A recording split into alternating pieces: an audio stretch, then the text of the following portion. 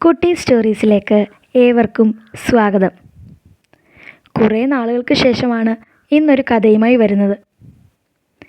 പ്രകൃതിയുടെ സംഹാര താണ്ഡവത്തിൽ ഉറ്റവരെ നഷ്ടപ്പെട്ട് ജീവനും ജീവിതവും നഷ്ടപ്പെട്ട നമ്മുടെ സഹോദരങ്ങൾക്ക് വേണ്ടി പ്രാർത്ഥിക്കുന്നു.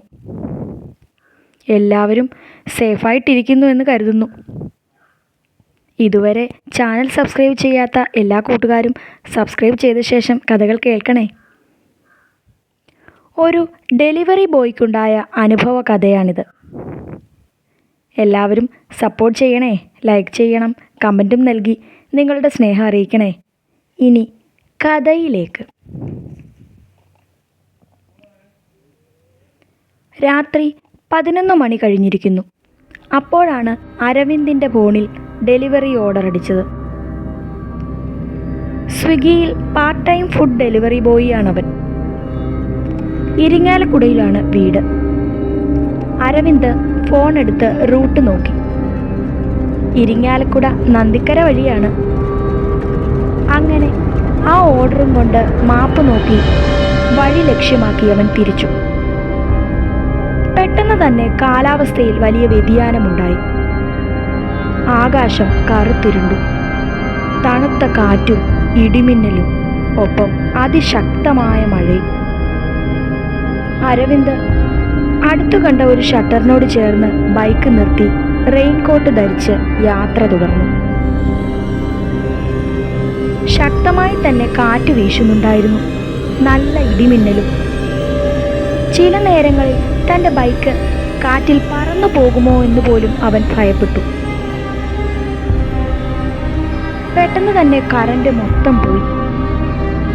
വഴികളിൽ കട്ട പിടിച്ച ഇരുട്ടും ശൂന്യതയും. ഇടിമിന്നൽ വരുമ്പോൾ എന്തൊക്കെയോ രൂപങ്ങൾ മാറി മറയുന്നതായി അവന് തോന്നി. അങ്ങനെ ഡെലിവറി ചെയ്യുന്ന സ്ഥലമെത്തി. ആറാട്ടുപുഴ റോഡ്. എല്ലാ വീട്ടിലും ഇരുട്ട് തന്നെ. അങ്ങനെ അവൻ ഡെലിവറി ചെയ്ത ആളുടെ നമ്പറിൽ വിളിച്ചു. 3 തവണ വിളിച്ചിട്ടും അയാൾ ഫോൺ എടുക്കുന്നില്ല. മനസ്സിൽ അയാളെ ശപിച്ചുകൊണ്ട് അരവിന്ദ് സ്വിഗ്ഗി കസ്റ്റമർ കെയറിലേക്ക് വിളിച്ചു. അവിടെ അടുത്ത് തന്നെയാണ് ലൊക്കേഷൻ.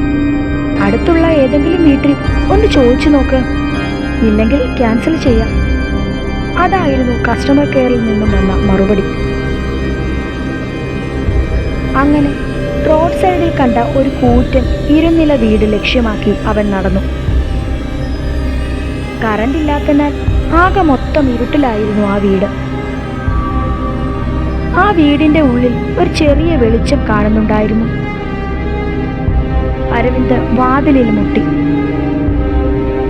മഴയ്ക്ക് അല്പം ശമനമുണ്ടെങ്കിലും തോർന്നിട്ടില്ലായിരുന്നു. വീണ്ടും ഒരിക്കൽ കൂടി അവൻ വാതിലിൽ മുട്ടി. ആരും വാതിൽ തുറന്നില്ല. അവൻ സ്വയം പഴിച്ചുകൊണ്ട് തിരിച്ചു നടന്നു. സമയം 12 കഴിഞ്ഞിരിക്കുന്നു. പെട്ടെന്ന് ആ വീടിന്റെ ഒരു ജനൽപ്പാളി തനിയെ തുറന്നു. അരവിന്ദ് തിരിഞ്ഞു നോക്കി. നല്ല ഉയരവും വണ്ണവുമുള്ളൊരു സ്ത്രീ ജനലിന്റെ അടുത്ത് നിൽക്കുന്നു. ആരാ? എന്താ കാര്യം? ആ സ്ത്രീ ഉറച്ച ശബ്ദത്തിൽ ചോദിച്ചു. അരവിന്ദ് ഭയപ്പാടോടെ അവരെ നോക്കിയ ശേഷം അടഞ്ഞ ശബ്ദത്തിൽ ചോദിച്ചു, ശ്രീദേവി കളപ്പുര വീട് അറിയുമോ? അപ്പോൾ ആ സ്ത്രീ പറഞ്ഞു, 2 വീടിൻ്റെ അപ്പുറം കാണുന്ന വീടാണ്. അരവിന്ദ് വേഗം മാപ്പ് നോക്കി ആ വീട്ടിലേക്ക് പോയി. അപ്പോഴേക്കും കറണ്ട് വന്നിരുന്നു. അഡ്രസ്സിലുള്ള വീട്ടിൽ പോയി അവൻ ബെല്ലടിച്ചു. ഓർഡർ ചെയ്ത സ്ത്രീ പുറത്തേക്ക് വന്നു. ആ ഫോൺ ഒന്ന് എടുത്തുകൂടെ ചേച്ചി? അരവിന്ദ് ചെറിയ ദേഷ്യത്തിൽ പറഞ്ഞു. അവർ സോറി പറഞ്ഞു. ഇടിമിന്നൽ കണ്ടപ്പോൾ സൈലന്റ് ആക്കിയതാണ് കാരണം. ഞാൻ ഓർഡർ ക്യാൻസൽ ചെയ്യാൻ പോവുകയായിരുന്നു. പിന്നെ ആ 2 നില വീട്ടിൽ പോയി ചോദിച്ചപ്പോൾ ഈ വീട് പറഞ്ഞു തന്നു, അരവിന്ദ് പറഞ്ഞു. ആ പെൺകുട്ടി ഭയപ്പാടോടെ അരവിന്ദിനെ നോക്കി. ആ വീട്ടിലോ? അതെ, അവിടെയുള്ള ചേച്ചിയാണ് നിങ്ങളുടെ വീട് പറഞ്ഞു തന്നത്, അരവിന്ദ് പറഞ്ഞു. ആ സ്ത്രീ 1 മിനിറ്റ് എന്ന് പറഞ്ഞ് അകത്തേക്ക് പോയി. തൊട്ടു പിന്നാലെ അവളുടെ അച്ഛൻ പുറത്തേക്ക് വന്നു. മോൻ്റെ വീടെവിടെയാ? ആ ഫോൺ നമ്പർ ഒന്ന് തരാമോ? അയാൾ അരവിന്ദിനോട് ചോദിച്ചു. അരവിന്ദ് തൻ്റെ നമ്പർ അയാൾക്ക് കൊടുത്ത ശേഷം ചോദ്യഭാവത്തിൽ അവരെ നോക്കി. പക്ഷേ അയാൾ അവനോട് പെട്ടെന്ന് പോയിക്കൊള്ളുവാൻ പറഞ്ഞു. പിറ്റേന്ന് പകൽ സമയത്ത് അരവിന്ദിന്റെ ഫോണിലേക്ക് ഒരു കോൾ വന്നു. അവൻ ഫോൺ എടുത്തപ്പോൾ തലേന്ന് രാത്രി ഡെലിവറി ചെയ്ത വീട്ടിലെ നമ്പറാണെന്ന് മനസ്സിലായി.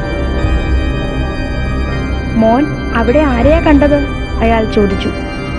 അരവിന്ദ് താൻ കണ്ട കാര്യം പറഞ്ഞു. പക്ഷേ പിന്നീട് അയാൾ പറഞ്ഞ കാര്യം കേട്ട് അരവിന്ദ് ഞെട്ടി വിറച്ചുപോയി. ആ വീട്ടിൽ പണ്ട് ഒരു ചാത്തൻ സേവ ചെയ്തിരുന്ന സ്ത്രീ താമസിച്ചിരുന്നതാണ്. അവർ എന്തോ കാരണത്താൽ ആ വീട്ടിൽ ആത്മഹത്യ ചെയ്തു. ഇപ്പോൾ വർഷങ്ങളായി പോലീസ് പൂട്ടി സീൽ ചെയ്തു വെച്ചിരിക്കുകയാണ്.